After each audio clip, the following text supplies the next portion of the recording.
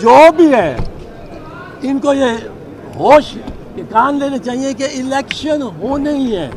اور الیکشن میں آپ کو یہی بتا دوں، الیکشن اس دن ہوں گے جس دن سپریم کورٹ جو ڈٹرمن کرے گی، کسی کی مجال نہیں ہوگی اس سے بیری کرنے کی۔ یہ نون کا تو ایک پوری ٹریڈیشن ہے، اور مریم بی بی نے خود کہا کہ میرے پاس بہت سی اور ٹیپیں ہیں، تو پتہ نہیں انہیں اس کی لائبریری میں کس چیز کی ٹیپ ہے۔ گھر کا بھیدی لنکا ڈھائے، یہ تو بہت ہی، اس میں تو کوئی نون لیگ نہیں چیلنج نہیں کر سکتی، وہ سابق وزیر اعظم ہے ان کی، عام وزیر بھی نہیں، سابق وزیر اعظم ہے۔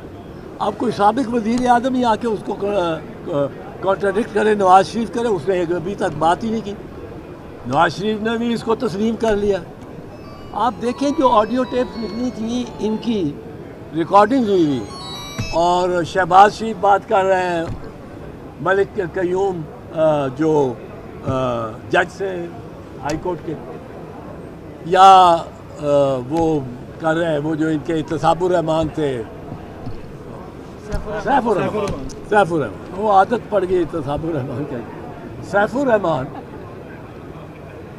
اس کی جو ویڈیو، اس کی جو آڈیو تھی، شہباز شریف کی آڈیو،